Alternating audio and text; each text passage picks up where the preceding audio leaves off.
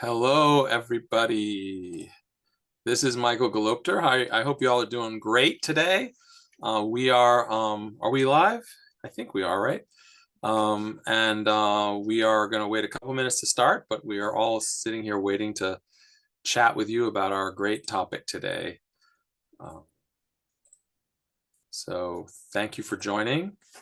And we will be starting in a couple of minutes. We have about 250 people pre-registered, and we have about 35 on for now, so maybe we'll wait till we hit 60 or 70, which should be any minute now, and then we'll get going.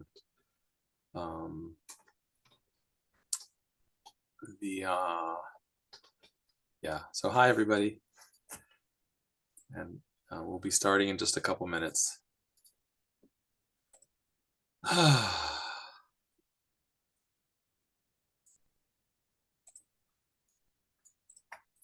Welcome as you join us to the webinar, Regulating and Innovating for Community Responses to AI. We will be starting in just a couple minutes.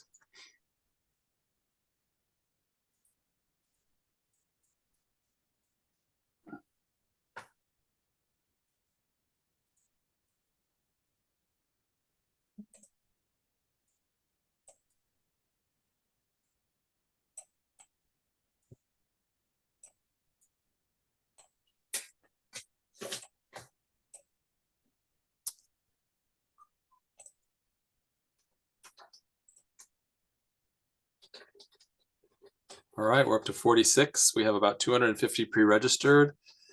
All right, I think we're going to get started in just a minute. Thank you. I will share our little logo so people know who we are more directly as well.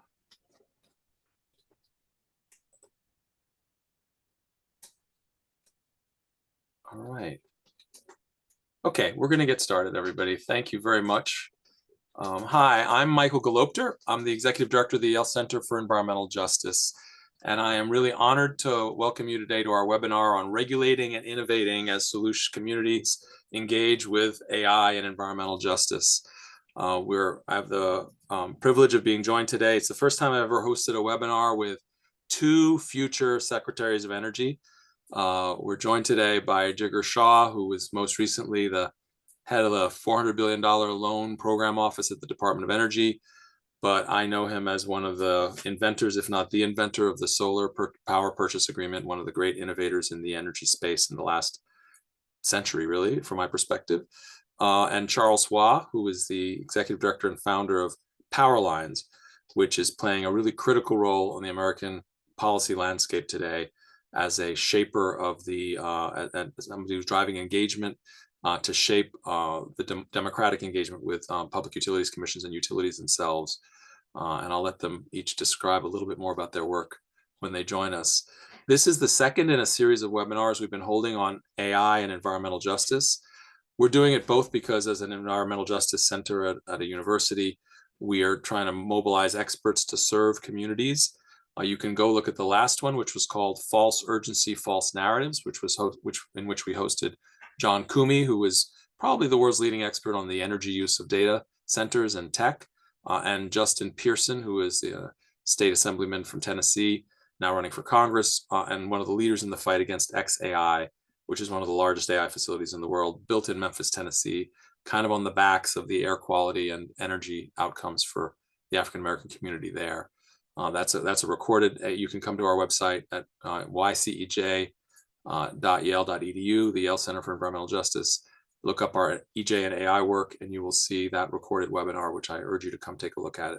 It was sort of a preface to this one, talked about the lay of the landscape in the industry. And this webinar is really focused on some of the, not cutting edge, but just some of the core solutions.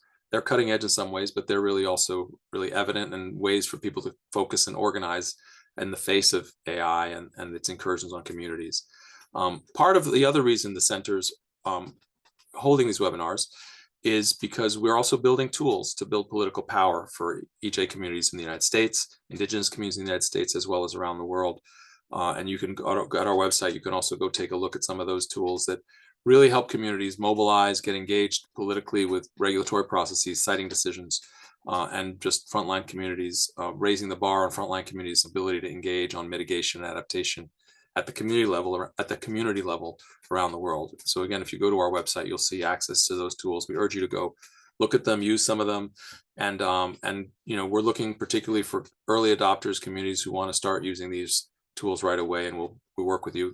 These are all platforms that generate AIs that belong to you, that serve your community, that are branded with your brand, and we do the research underneath them and to improve them and to keep them running. So go take a look at the Yale website for that.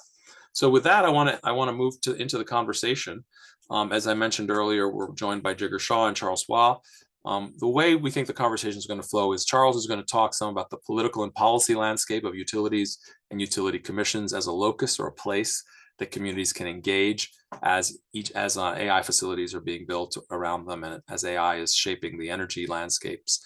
Jigar is going to talk to some extent about the technology and the landscape of the grid and demand, electricity demand and energy demand, and really important ways to think about unblocking the challenges that communities are facing, and the really simple ways that the enormous demands that AI claims they have can be met, in fact, that in ways that both meet the demand and empower communities and solve key critical renewable and affordability issues. And then finally, towards the end of the call, after we sort of covered the basics, there's a lot of opportunity. The political and policy landscape has really changed radically, even with this most recent election, the question of affordability. And I think Jigar and Charles have a lot of insight, not just on the specifics of how you engage utilities and utility commissions, not just on the specifics of the technologies and innovations that are available, but actually on the policy and political landscape present in the world today around that can be really exploited to drive solutions to these problems as quickly as possible. So with that, I want to shift it, punt over to Charles, and really, I'll preface it this way. Charles has a slideshow as well, but I'll say that in our conversations today, Charles, you've spoken about how important utilities and PUCs are to communities' energy futures, and particularly how we have to build engagement to stop disturbing trends like the delays in closing coal plants and accelerating natural gas deployment. Tell us then about power lines and how communities can engage on these issues as they face AI deployment. Over to you, Charles. Well, thanks so much, Michael. And I want to thank the Yale Center for Environmental Justice for convening us, for having this really important discussion. Michael, I think you might be right. There might be 2 cabinet secretaries here, but I have the privilege of being joined by those 2. And with that, I do have some slides. Let's see if we can get that pulled up.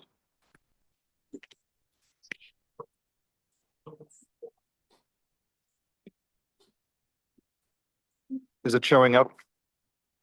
Oh, Yes. it is. Okay, I didn't see that.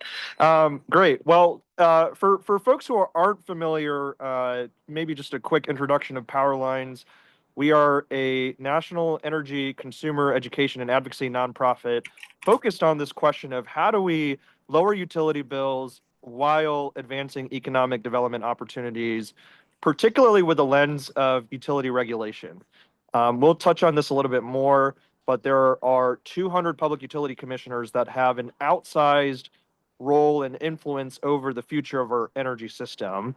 And we're entering this moment now where arguably the biggest macroeconomic issue of our time is AI and data centers. And the biggest microeconomic issue of our time, if you look at the data, is rising electricity and gas prices, rising utility bills.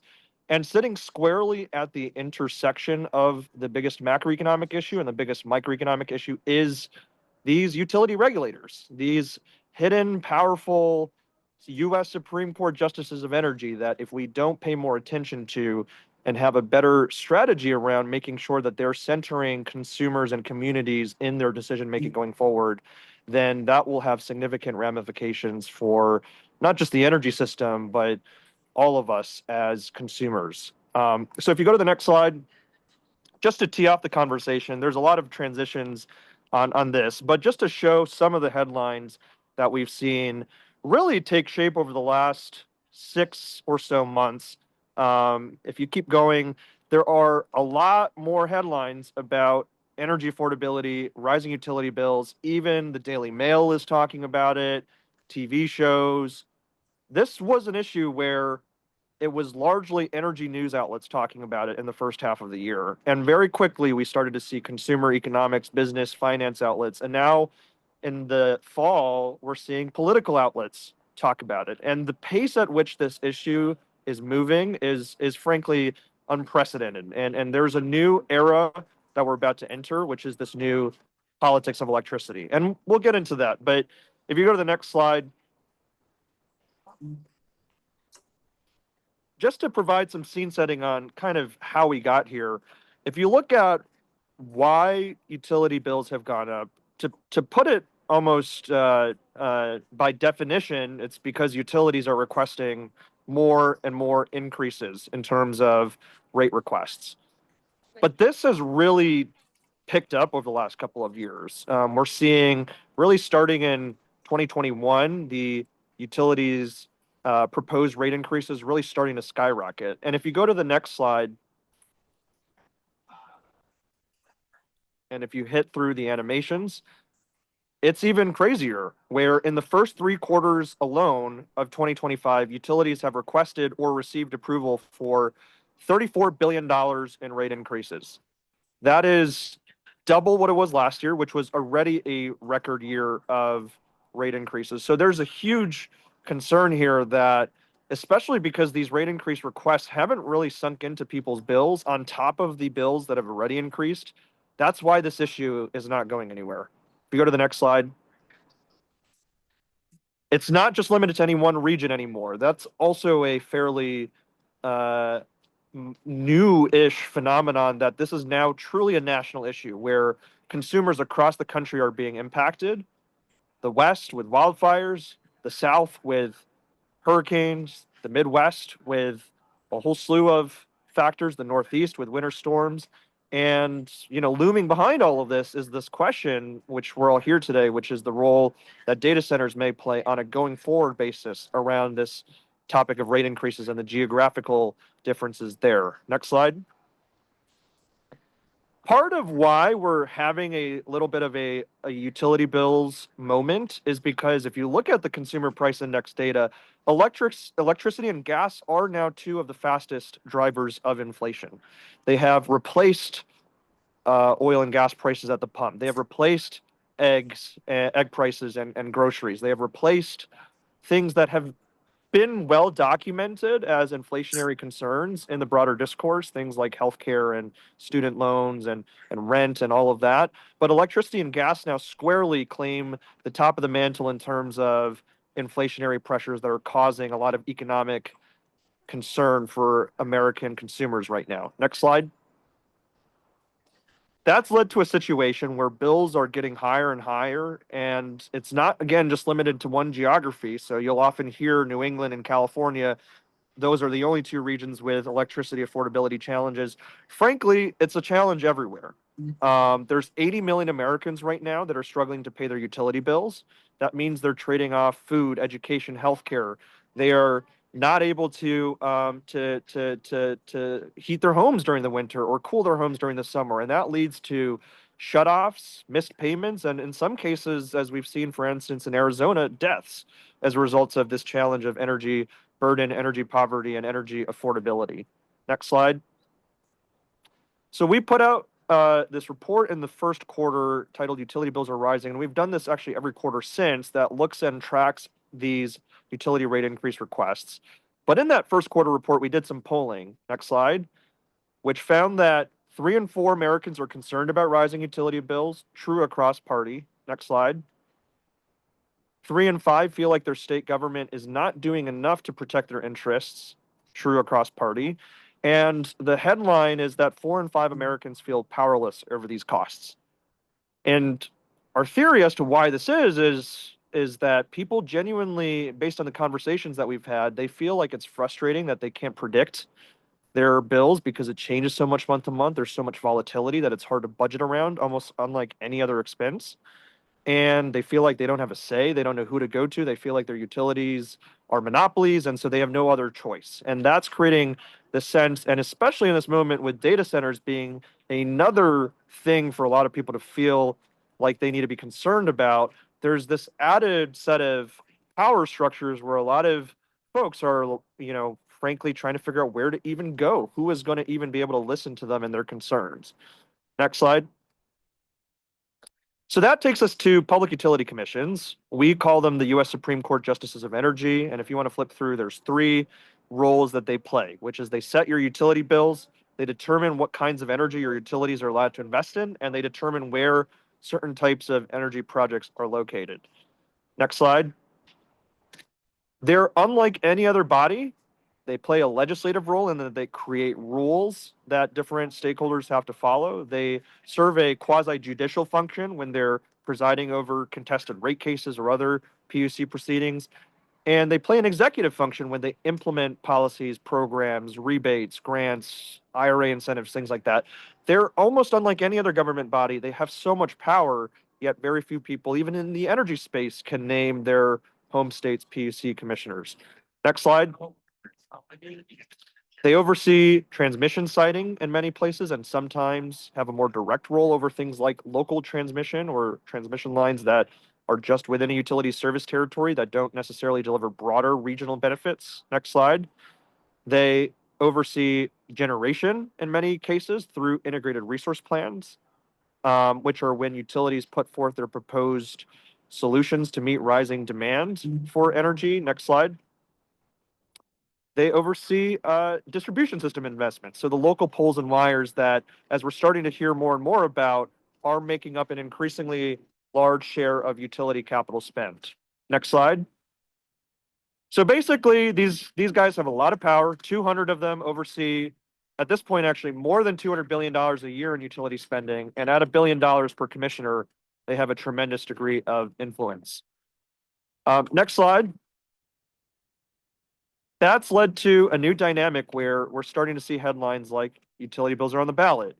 Voters are turning their ire towards politicians. Electricity is the new eggs.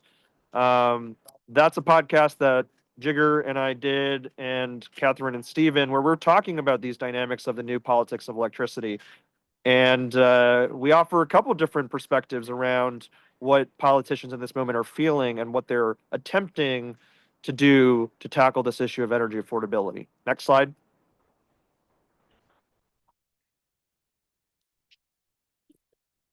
A lot of different ways that consumers we feel like can engage. I'll just say three at a very high level, and certainly we're going to get more into this in the panel discussion as well as afterwards. But just knowing who your state's regulatory body and the levers that you can influence them are is the starting point. Then understanding how to engage, and then actually engaging with them, and not just the commissions, but also the broader ecosystem of policymakers and stakeholders that exert influence, including governors, congressmen, state legislators, mayors. There's a whole set of stakeholders that can put some degree of influence on the utility regulatory system. And it's going to take all of them because it's not just one entity that has all of the role when it comes to the future of AI build out and grid build out and energy infrastructure build out. Next slide, and I think that's the last. I'll just leave for now with a story, which is, this is in New Orleans. We had a team retreat where our Uber driver, who was a restaurant manager, he told us that even though New Orleans was his childhood home, he had to leave New Orleans because he couldn't pay his utility bills because they changed too much month to month, and it was just too high, especially during the summer. And it's a pretty, I think, remarkable statement that in one of the most expensive markets for electricity with some of the poorest reliability in the wealthiest country in the world, the most energy rich country in the world, where in many ways Louisiana is ground zero for the future of AI and energy infrastructure development, with the Louisiana Public Service Commission approving the Entergy Meta project. The confluence of all of that is leaving a lot of people, again, those 80 million Americans that can't pay their bills, feeling powerless over these costs. So that's what we're here today to talk about, which is in this moment where a lot of people feel left out of the energy system, of the economic system, they feel like they don't have a say in all of this, yet they're ultimately the most impacted by the decisions that public service commissions make. They want an action plan. They want a pathway to figure out what to do next. So we're going to be talking a lot more about that. This is just the start of the conversation, and I'm excited to tee it up for Jigar, or back to Michael. All right, thank you. And just for those of you who come on more recently, right, our last webinar was about, and for lack of a better word, the kind of false narratives and it was called False Narratives, False Urgency, about the ways in which AI companies are overstating the case, utilities are overreacting, and polluters are finding ways to shut communities out of processes that are critical here. As one of our speakers said last time, John Kumi, again, the world's leading expert on the energy use of data centers, there's no reason why the richest companies in the world can't pay a fair price for their energy and do it renewably. They already do it in many other ways. So really, we're starting here with 101, right? Like in the answer, and Charles's landscape is really about how there is a place where these fights happen. And that was a pointer, a kind of a primer on how to, on the place that communities can engage to make a difference. With that, I want to pass it over to Jigar, who really knows about kind of the nuts and bolts of how the energy system works and the kinds of opportunities. Jigar is really bullish on the opportunities to fix our energy system in ways that benefit communities, not minor fixes, but fixes to the macro problems, both for the AI, for the electricity industry, but more critically for communities and for people who are facing affordability challenges. So Jigar, tell us about those opportunities. How can we innovate to build and deploy something that is better?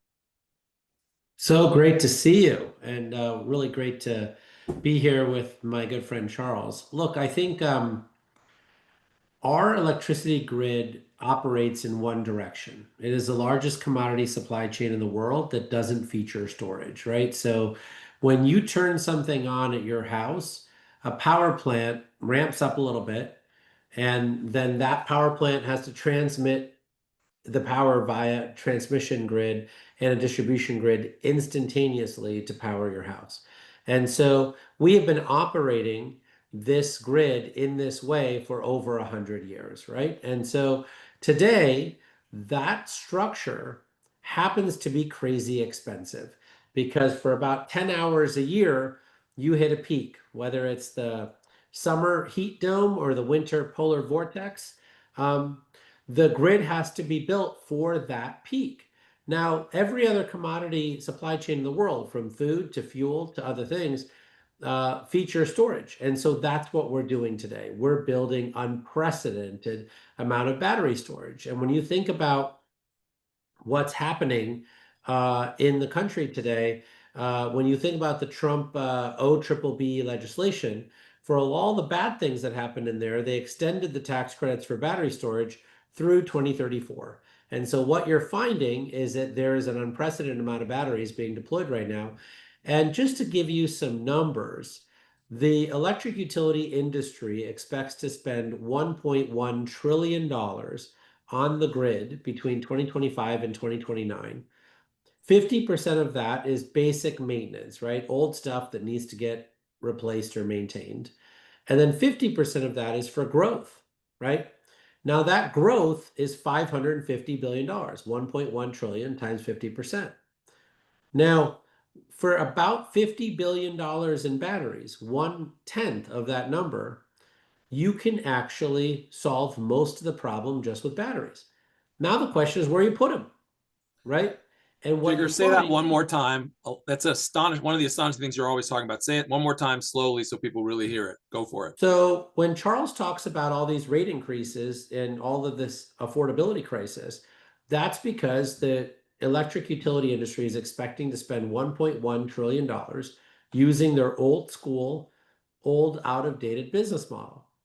Which And involves burning fossil fuels much of the time, not all the time. totally building new natural gas plants, upgrading transmission lines, and upgrading distribution grids.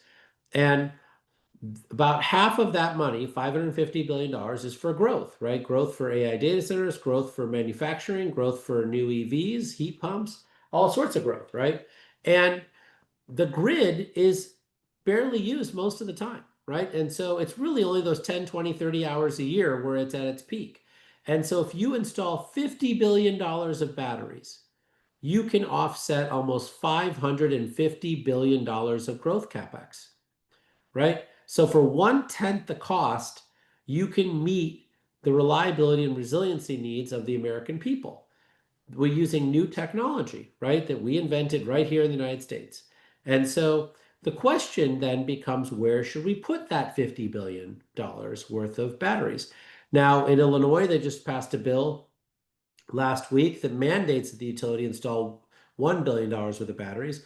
The state of Maryland has also mandated that the utilities invest in $1 billion worth of batteries. You've got unprecedented battery deployment going on in Texas, California, other places. But you can also put those batteries in people's homes or businesses. You can also put those batteries at multifamily locations. You can put them at distribution substations. You can put them in lots of places.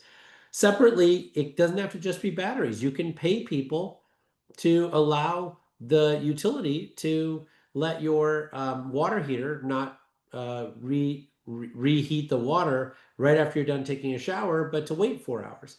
All of this technology is technology that we've tested and piloted for 20 years in this country, and today is fully ready for prime time. And so now the question becomes, should we just allow this infrastructure to get built, in the middle of a field somewhere, or should we demand that that infrastructure get built in ways that helps provide 2 or 3 different services, right? If you put it in people's homes, they can provide clear backup power for people so that they get more reliable, more resilient services, and it's available for other purposes. And so I think there's a real opportunity in front of us today to do things the right way and to make sure that people who are experiencing very high energy burden today can get access to this new technology and be helping their neighbors keep their bills down. Awesome. Thank you, Jigar. Really, really important information. Let me ask you just, this is about AI and environmental justice, and I know you have thoughts. You were hinting, you were certainly touching on it a little bit. And we're going to move next, by the way, to the political and policy landscape. In some sense, what Charles did was sort of talk about the handles people have in the utility commissions.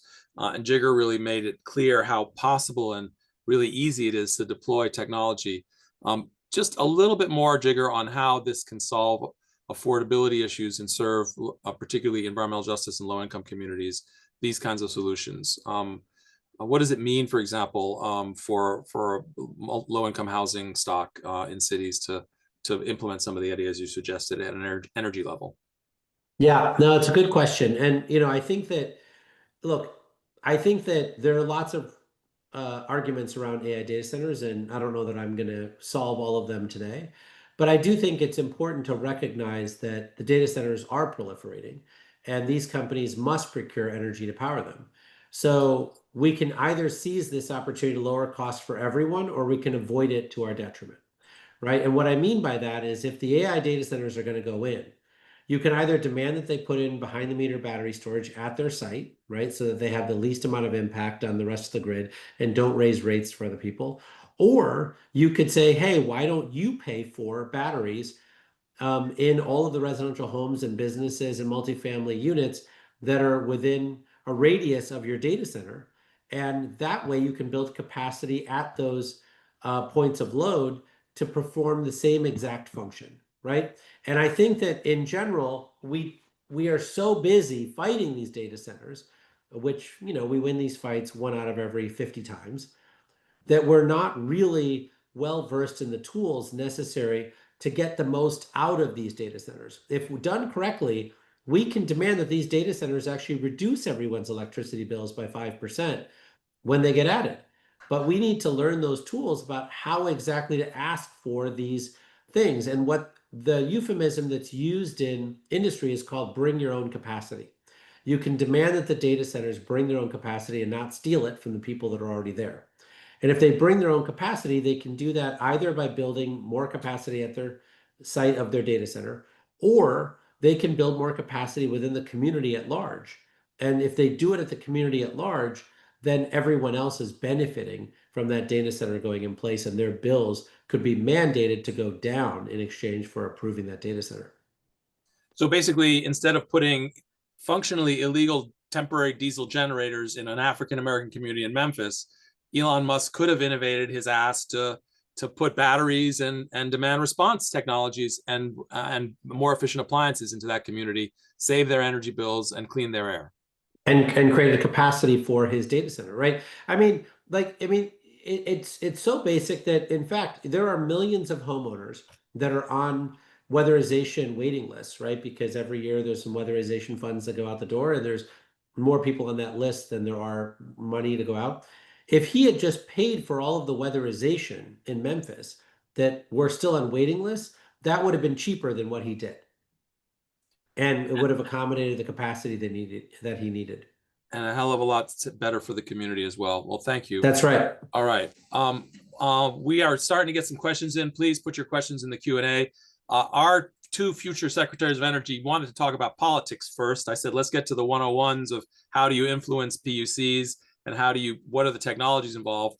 But really, people in the field like them are incredibly excited about what's happened in the last few weeks and the emergence of affordability as a political mandate.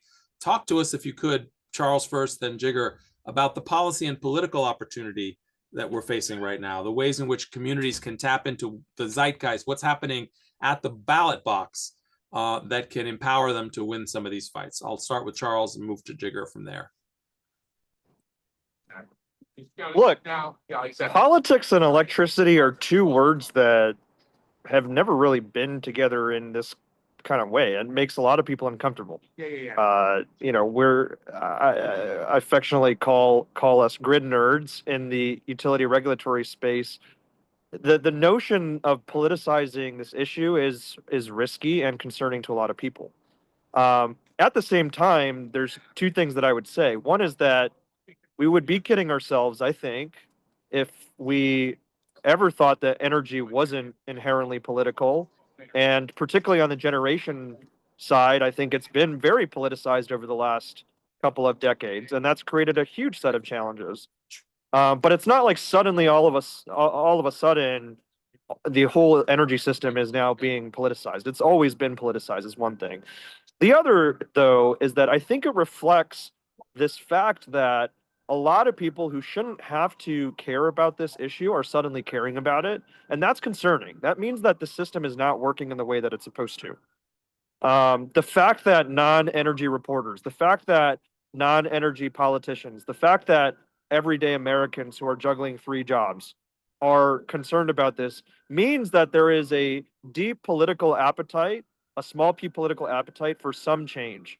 And boy, is that change needed, because for the last several decades, we've been talking about the need for realigning incentive structures and actually incorporating different stakeholder feedback and improving grid planning across transmission and distribution. All of these things, we've needed a wake-up call to realize that we are at the precipice of a utility regulatory system that is, fraying at the edges. And, thankfully, we're not at the situation where we're seeing blackouts and affordability crises at scale, but we're not too far away if we don't reverse course.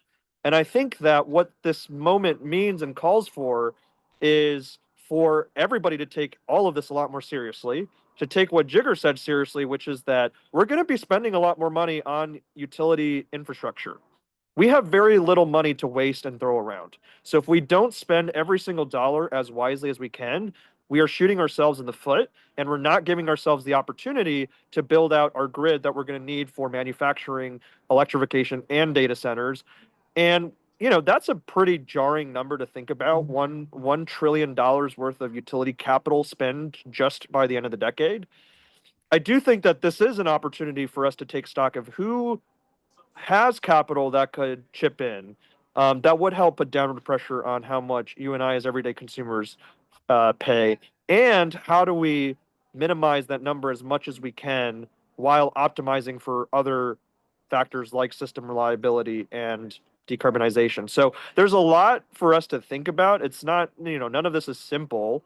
And I will just caveat and say I don't have any expertise on things like water issues and other considerations related to data centers. So I can't bring that lens in terms of to speak thoughtfully on that piece. So I'm largely, when I'm talking about this issue of utility regulation and AI and data centers, coming from the perspective of the electricity implications. So I'm just putting that out there. Thank you. Jigar, I know you have a lot of thoughts on this. Well, look, I think that it's important to note that something is different today, right? That in Virginia and New Jersey in particular, but also the Georgia Public Service Commission elections that just happened this month, um, we experienced electricity affordability as a top three political issue, right? That was unprecedented. And when you look at, what really created these blowout outcomes in all three races, those that that came from the fact that people actually believe that that the Democrats that ran for those races actually had better ideas and more balanced ideas of how to manage this process today. I think that it's important to note that this is probably going to stay the same in the 2026 campaign, right? Where you have 30 governors on the ballot. And the vast majority of these governors are not intelligent on electricity issues, right? They don't know the difference between DC and AC power. They don't know the difference between transmission and distribution. They don't know the difference between distributed infrastructure and central infrastructure, right? And so I think it's important to recognize what we're up against, which is that you've got a group of politicians who are extraordinarily talented, but who've outsourced their thinking on these issues for decades, right, to other people. And usually the people they've outsourced it to are the CEOs of the utility company, who are always the biggest donor to their races. And so if you want additional ideas to be considered in this moment, there needs to be real education work that's done and invested in, right? And so I think that is critically important. But the other piece of this is to recognize that when you think about what affordability looks like, right, the vast majority of the groups around this table don't have great ideas, right? And so if you ask our traditional friends at Sierra Club or NRDC or LCV or EDF or all these other environmental groups, and you said, what are your top three ideas for how to make electricity bills 20% cheaper by 2030? It doesn't roll off the tongue. They don't have it ready to go, right? And so a lot of people have been focused on shutting down coal plants and natural gas plants. They haven't been focused purely on electricity bill affordability and energy burden, right? And so a lot of what we need to do today is to have all of you start having these conversations in your community, right? And figuring out how do we facilitate these conversations so that all of the activists in the room are not just against data centers, which they have every right to be, but they're also for things that actually will reduce their electricity bills 20% by 2030. Because if they're not communicating what their ideas are, they should not expect that the governors that are running for office in 26 or that they just got elected in 25 have all these ideas lined up, right? And so that's a lot of what we need to work on together, is to make sure that people are starting to have these conversations. And I can certainly go through some of these ideas here, but I think it's critical to recognize that the vast majority of our community haven't really had these conversations in detail. And if I can just build off what Jigar said first, I agree. DC means something different to politicians than it does to an electrical engineer. The second thing is the data center advocacy and fight landscape. At least from a high level, it does seem like it's whack-a-mole, where it's like, these projects are popping up here and then there, and then there's a lot of different modes that, if you're a advocate, you could engage. I think what I hope to convey in the presentation earlier is that one constant body that has a powerful role is the Public Utilities Commissions, and they are not in lockstep with a lot of the things that Jigar pointed out either. I think there's a very old school mentality that sometimes can sort of persist. At the same time, I also want to be very clear that public utilities commissions have been severely underfunded and under-resourced, and in a societal sense, there's a lot more that we should be doing to invest in making sure that these bodies are actually resourced with the budgets to be able to fully do their jobs, and that they're able to attract the best talent. Because I'd argue that there's no more important place for somebody, especially early career, including some of the folks on this call, to work than at a public utilities commission, because the breadth of topics that you'll be exposed to, from electricity and gas, water, telecommunications, to the depth, going really deep into analyzing rate cases and IRP dockets and other dockets. It's hard to replicate, but we have to acknowledge that we need to invest more in consumer advocate agencies, to invest more in PUCs, to invest in more pathways for consumers to be able to engage with these bodies and learn how this stuff works, because there are these systemic issues and institutional structures that I think we need to pay more attention to overall. Otherwise, we're losing the plot on the bigger challenge of that $1.1 trillion. Great, thank you. And I want to reiterate, remember, this call is about AI and environmental justice, and that amazing simple story that Jigar mentioned, which is that if we had taken the wait list for weatherization in Memphis, Tennessee alone, Elon Musk's facility would not have needed to put new diesel generators in an African American community. These are very real solutions to very real problems. We got some great questions coming in on the Q&A. I'm going to start with the more simple ones. I'm going to ask you to kind of walk people through. There's a really straightforward question. How can regulatory decisions, PUC decisions, Charles, be more transparent to the public? How, if you're in a community in Memphis or a decision-making body, what would you tell an EJ community faced with one of these whack-a-mole situations? Where should they go look? What kind of actions can they take? I think this is something that we like. If you look at these PUC websites, they're straight out of the 90s, and I think, Michael, some of the tools that you're building can absolutely help with that sort of AI for public interest tools that can scrape these really, it's like trying to find a needle in a haystack sometimes, digging through to know what you're looking for on a PSC website around X dash FL345U docket. It's just so complicated for a lot of folks that there are kind of needs and opportunities for tools that democratize access to all of this. I think this is something where it's not just on the PUC. Like, a lot of PUCs don't have budgets to do public education and outreach. So it goes back to that point, and then actually investing staff and resources for PUCs to be able to do that. This stuff is complicated. There are very real trade-offs that are not easy to explain why a regulator is approving this gas plant when a bunch of groups are coming to them and screaming that that's not going to be viable. When he's looking at a different set of data than the advocacy ecosystem might be. But if the regulator's not able to explain that coherently or have the resources to do that, it doesn't do anybody any favors, because maybe that's the right decision, maybe it's the wrong decision, but who knows?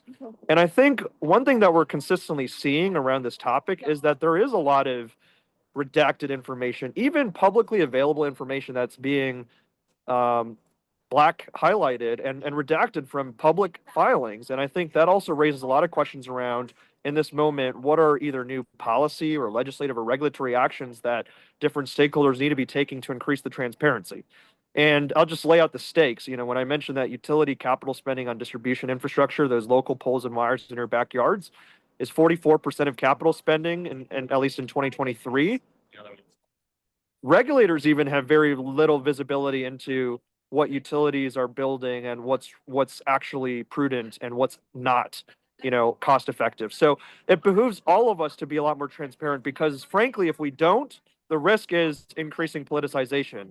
And I'm not sure that's what anybody really wants or needs in this moment. Thank you. Thanks. Jigar, there's some questions about bring your own demand. Maybe give us an example of how that can work. And then someone's asking whether you can do that for water as well.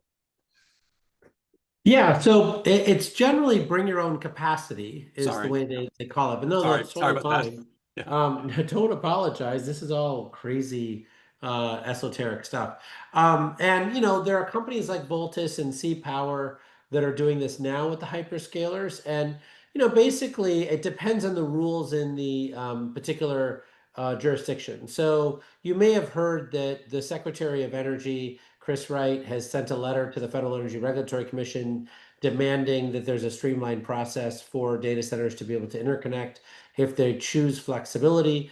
That only envisions behind the meter solutions. So that means co-located natural gas plants in the Secretary's case, right? That's why he's pushing it, or behind the meter batteries at that particular location, right? And so, but when you look at transmission operators like the Southwest Power Pool, what they're saying is that, in fact, you can find capacity on the entire, somewhere along the entire circuit the data center is connected to, or to adjacent circuits, and we'll count that as part of the capacity, right? And so that matters because, like in places like Virginia, for instance, some of those data centers are, you know, right in the middle of Loudoun County or right in the middle of Fairfax County, right? And so you could imagine there's a huge amount of residential customers that are on that circuit, right? So then you could do weatherization programs on that circuit to really free up the capacity for that the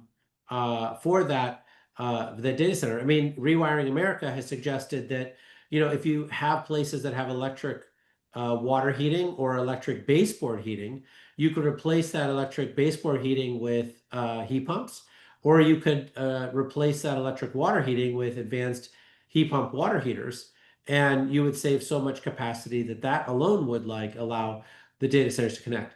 And just to make sure that people understand the scale of the dollars that we're talking about, if you have a 1,000 megawatt data center, right now that data center is costing $22 billion to deploy in that location. $22 billion. So the cost of these solutions that I'm talking about is about 1% of that number, to actually be able to accommodate all this capacity, pay for all the weatherization, and replacing people's electric baseboard water heating or electric baseboard heating with heat pumps, et cetera. And so it's quite a bit more cost effective than you would think. This goes back to, you know, our first webinar, false narratives, false urgency, right? Narrative, we're spending a lot on AI. We have to spend a lot on the energy for AI as well. False narrative, there are cheaper ways that achieve multiple goals, including lower energy bills and cleaner environments. Talk a little bit, Jigar, if you could, about nuclear in this context. Is nuclear still a solution for AI from your perspective, or are these other solutions, or how does it compare to the kind of solutions you're listing? Nuclear is a really complicated conversation, right? And one that I think, you know, causes a lot of angst amongst the justice community. And I completely get it, because we've had a history of really bad practices in the way in which we created nuclear weapons in the 30s and 40s, and the way in which we, managed nuclear waste since then.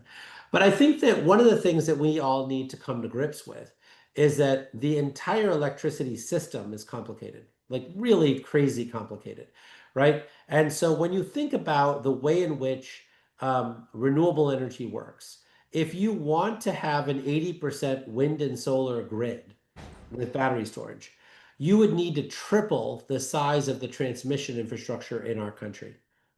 Triple the size of our transmission infrastructure. Today, we can barely build an extra 200 miles of transmission lines every year in our country, right? So the fact that we're going to triple our infrastructure in our country is currently not on the cards, right? Now, if you decide to build nuclear plants, even if they're at $100 a megawatt hour, which is 3 times the cost of new solar power projects, that would reduce the overall cost of the system by 37%, right? That's what came out of the liftoff reports that we published at the US Department of Energy. And so the reason for that is because you use the transmission lines we've already paid for more efficiently, because nuclear plants put power through them 92% of the time, right? So all things in moderation. I don't think we're suggesting 100% nuclear grid. I think we're going to build as much solar and wind as we possibly can, as fast as we can. And if we want to accelerate the decommissioning of coal plants, building new nuclear is going to be important. Now the question becomes, who pays for that new nuclear? Because I don't want to pay for it.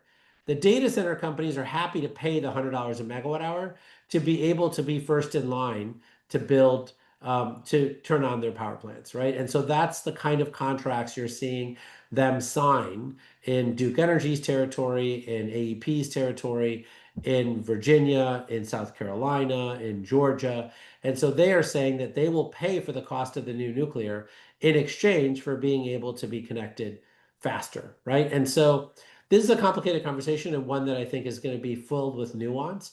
But I think whether it's new geothermal, which is coming in at $100 a megawatt hour, or new nuclear that's coming in at $100 a megawatt hour, the data center industry is paying for these above market prices to be able to get these first of a kind projects completed. Charles, from a PUC perspective, a question from our Gina Vigras. from a PUC perspective, PUCs only have jurisdiction over the utility companies. Given that constraint, how can PUCs think creatively in encouraging lower costs, fewer distribution system upgrades with new data centers?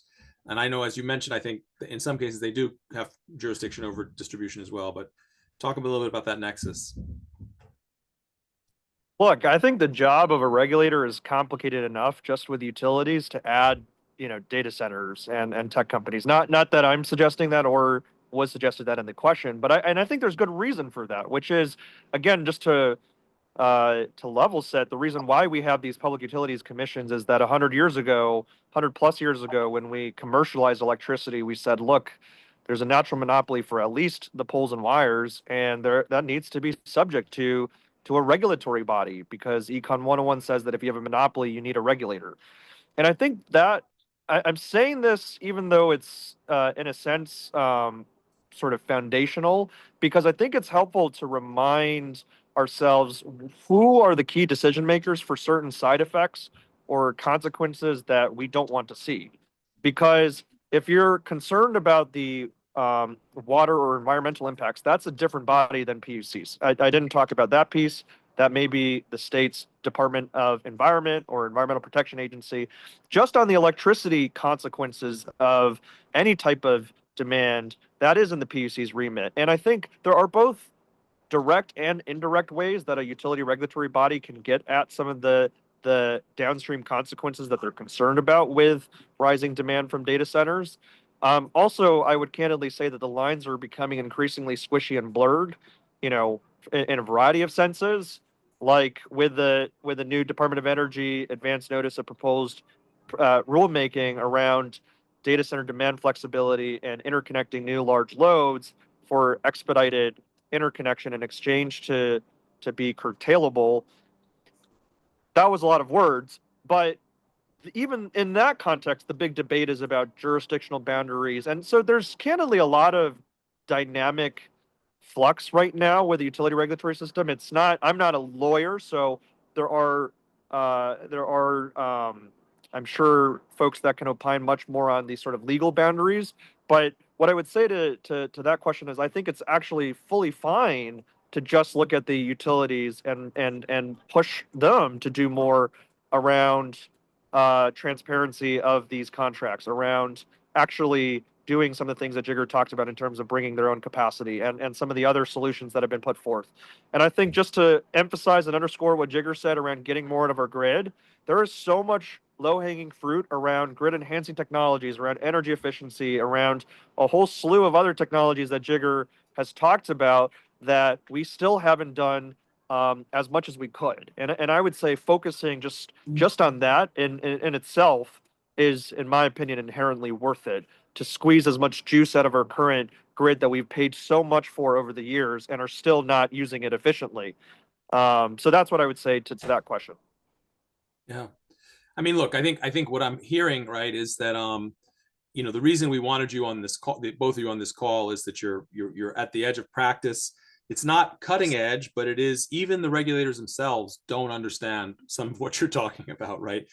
Charles, as you mentioned, they're underfunded. They don't know the scope and range of the regulation. The things they can influence in pricing, the incentives they can put into regulation.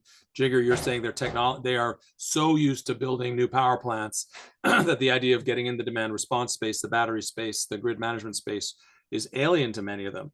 And I think communities at the front lines have to ask themselves, how do we play when even the experts and the people regulating it aren't sure how to do it?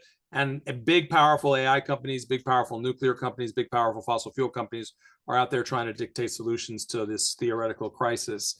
So it's tough. And I just want to emphasize for people listening, that there are real solutions. I want to ask Jigar and Charles briefly, just point us to some resources that people can use, places for them to go to look for stuff. And then I'm going to ask you for some closing statements. I would say that from people who've been doing energy work for a long time, some of this is actually kind of obvious. And it's sort of, you're beating your head against the wall on things that, literally, again, back to Memphis, you could pay for all the weatherization and not destroy the public health of a community as a way to power that AI instead. And we have to find a way to upskill our communities, Not that they have to be experts, but they have to be able to go to the people who have to answer these questions and force them to answer them in the right, most modern ways. So where would you point to people for resources that they can use in their communities to build their advocacy skills and to build their ability to advocate for these things? This is recorded call. We'll post some of these things in a list, but where would you send people to take a look at this stuff? And we'll post some links after the call as well. It's a good question. So we published 2 liftoff reports when we were at the U.S. Department of Energy, and they are on the constructive.org website, as is with many useful resources. They've been pulled down off of this DOE's website, but we can send you those links. And but it's constructive.org that has those 2 liftoff reports. And the first liftoff report explains how virtual power plants and these, grid enhancing technologies and other things like that work. And the second liftoff report actually has 75 case studies in it of working programs across the United States that have real data in them that you can share with legislators. So, for instance, we have 433 active programs in the United States now. We picked 75 of them to highlight in that liftoff report. And so I think it's critical for people to use those resources. Separately, there are people who are entering the space now. I mean, Charles, of course, is a real leader in this area. So Powerlines' website's fantastic. Deploy Action is a group that's purely political, that's trying to pass laws in blue states in this area. And so deployaction.org has that information. Common Charge is a new organization that just got launched that is focused on figuring out how to promote these distributed solutions. And so so there are these resources that are coming together, but admittedly, I'd say that folks have been a little flat-footed, and so the technology resources are there.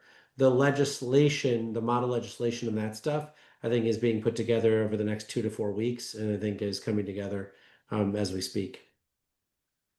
Charles, where would you send people to scale up? Your own site, your own organization? What else? That was pretty comprehensive. I don't know if I have too much to add. I will flag we do have one resource, which is a PUC jobs board, which lists all of the PUC job openings across the country. There's usually about 100 to 150 at any given point in time. It's dynamically updated. Look, as I said earlier, I think if you want to be at the nexus of, again, the biggest macroeconomic issue and the biggest microeconomic issue of our time, arguably no better place than at a PUC in the position of making these decisions. So that's one that I would point to. Our website has other things, including some of the rate increase reports that I talked about earlier, as well as a dashboard where you can look at your home state's PUC and learn more about that. I think the resources that Jigar mentioned and put in the chat already, the DOE liftoff reports, and then some of the organizations that he talked about are definitely at the cutting edge of a lot of this. There's several others that are working on different parts of this. Some that are newer, including Permit Power, that's working on, for instance, rooftop solar permitting reform, or Greenlight America, that's working on advocacy around siting issues related to new energy projects. I think the data center and energy nexus is still an emergent field, so there's a lot more that will be said in terms of specific resources I've heard of through the grapevine, different ones being developed, and we'll certainly be happy to follow up with folks as I learn and hear more. And I'll just share my contact information. It's charles@powerlines.org, and people can feel free to reach out and happy to connect further separately on any of these topics. Great. Well, with that, we're wrapping up. Just, the key messages. First message was false narratives, false urgency. There are sane solutions that solve so many problems for our communities: affordability, clean energy, clean air. And hopefully today you've learned a little bit about how to activate in the regulatory context, how to engage, and that the technologies are there to solve this problem without further damaging the health and well-being and pocketbooks of our most vulnerable communities. I want to thank Jigar and Charles, as I said at the beginning of the call, 2 future secretaries of energy, at least, if not something bigger than that. Thank you so much for taking the time with us, and come to our website for the recording, send your friends. And we'll see you next time, everybody. Take care. Thanks. Bye, everybody. Thank you. Thanks, everyone.